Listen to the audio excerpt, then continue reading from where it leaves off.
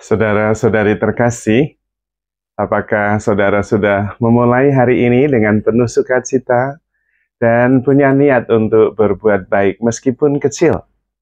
Semoga Tuhan memberkati niat baik saudara. Hari ini saya ingin berbicara tentang dasar hidup kita atau dasar dari mindset kita. Karena itu menentukan apakah kita akan menjalani kehidupan ini dengan penuh syukur, sukacita, dan kedamaian. Banyak yang mendasarkan hidup ini pada perasaan bahagia dan senang.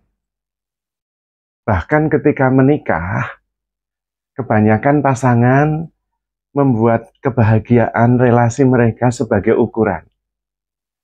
Kalau mereka bahagia berarti cocok. Kalau mereka tidak bahagia berarti mungkin salah pilih. Kebahagiaan itu menjadi ukuran, bahkan menjadi dasar untuk mempertimbangkan banyak hal. Menurut saya itu keliru. Karena kebahagiaan itu seperti perahu kecil di tengah samudra luas yang gelombangnya sangat tinggi. Begitu gelombang datang, perahu kecil itu bisa langsung karam. Karena untuk bahagia itu variabelnya banyak sekali. Terutama kalau kebahagiaan itu berdasar pada perasaan. Nah, perasaan itu berubah-ubah. Maka kalau mendasarkan perkawinan dengan diukur pada kebahagiaan yang mengalir dari perasaan, wah, bisa kacau balau. Bisa dengan cepat kemudian berubah dan mengatakan, saya tidak mencintai lagi. Sudah nggak ada perasaan apa-apa lagi. Nah, perasaan itu berubah-ubah. Maka tidak bisa kita mendasarkan hidup kita pada perasaan, terutama kebahagiaan, kegembiraan. Kita harus mendasarkan hidup kita pada sesuatu yang lebih stabil, tidak berubah-ubah. Karena itu, mestinya dasarnya tidak pada perasaan maupun pikiran. Entah itu kebahagiaan, entah itu sukacita, atau apapun juga. Karena pikiran dan perasaan itu berubah-ubah. Maka kita harus mendasarkan hidup kita, relasi kita, apapun juga, pada sesuatu yang lebih dominan, stabil. Yaitu pada kesadaran, pada cinta, pada acceptance, penerimaan. Dan pada dasarnya itu semua adalah rohani. Maka ini juga yang disebut dengan hidup dalam roh, yaitu hidup berdasarkan sesuatu yang rohani, yang lebih stabil, tidak terus berubah, dan tidak merupakan subject to change, seperti pikiran, perasaan, maupun tubuh kita. Nah, dasarnya menurut saya justru acceptance dan syukur. Relasi, entah itu suami istri, entah itu orang tua dengan anak, kalau mendasarkan relasinya pada acceptance dan kemudian mensyukuri apa yang ada, justru bahagia. Tetapi di situ harus ada kerendahan hati, bahwa sebetulnya saya tidak tahu banyak. Bahkan tidak tahu apa-apa tentang relasi, tentang orang yang saya cintai, bahkan tentang diri sendiri. Dan karena itu, apapun yang terjadi, terima, syukuri, acceptance. Dan kemudian belajar dari sana. Karena banyak hal kita tidak tahu. Maka unsur yang paling penting adalah menerima, terbuka, dan kemudian belajar. Kalau kita mendasarkan hidup kita pada hal-hal itu yang rohani, maka hidup kita lebih tenang, lebih damai, bahkan bisa kemudian lebih penuh sukacita. Karena apapun yang terjadi saya bisa menerimanya.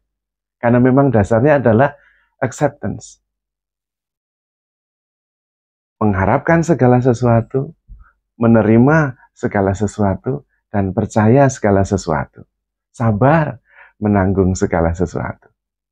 Tetapi itu berarti bahwa harus ada keterbukaan. Dan berarti harus ada kerendahan hati, kesadaran bahwa sebetulnya kita tidak tahu banyak. Tetapi yang positif dari itu adalah bahwa saya selalu bisa belajar dari apa yang terjadi.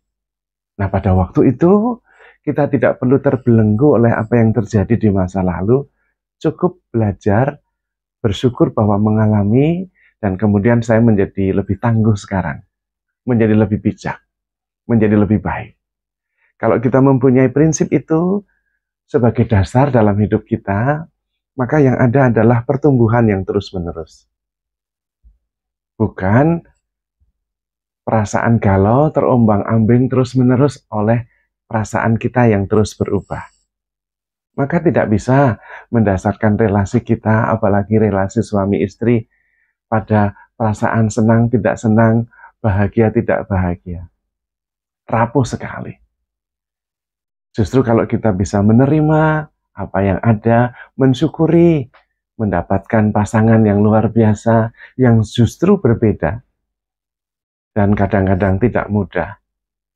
Justru itu yang memperkaya, karena kita kemudian selalu bisa belajar dan selalu bisa bertumbuh. Yang ada kemudian hanya makin bijak, makin kuat, makin tangguh, makin baik. Dan hidup kemudian lebih menakjubkan tentu. Karena tidak terus-menerus terbelenggu, terombang-ambing oleh perasaan yang berubah-ubah. Maka sekali lagi kita perlu mendasarkan hidup kita pada hal-hal rohani yang lebih stabil, lebih tenang, yaitu acceptance, rasa syukur, dan terus belajar. Tidak ada yang negatif kemudian, semuanya positif. Karena kemudian semuanya menjadi guru, karena kita selalu bisa belajar, entah peristiwa yang baik maupun yang tidak baik, entah orang yang baik maupun yang tidak baik. Kalau kita terus belajar, maka semua orang adalah guru yang membantu kita menjadi semakin baik, semakin tangguh, semakin bijak. Apalagi dasar hidup kita adalah Tuhan yang menyangga seluruh kehidupan kita, yang selalu memberikan yang terbaik dan juga menjanjikan yang terbaik. Dan Tuhan selalu setia pada janjinya. Maka mari kita mendasarkan hidup kita pada janji Tuhan juga. Terutama karena kita selalu ada di tangan Tuhan. Tuhan yang memelihara kita. Segala kekhawatiran kita serahkan kepada Tuhan, karena Tuhan yang memelihara kita. Dan karena itu, kita selalu bisa menerima apapun itu, selalu bisa bersyukur, dan selalu bisa belajar. Dan kemudian hidup kita menjadi menakjubkan.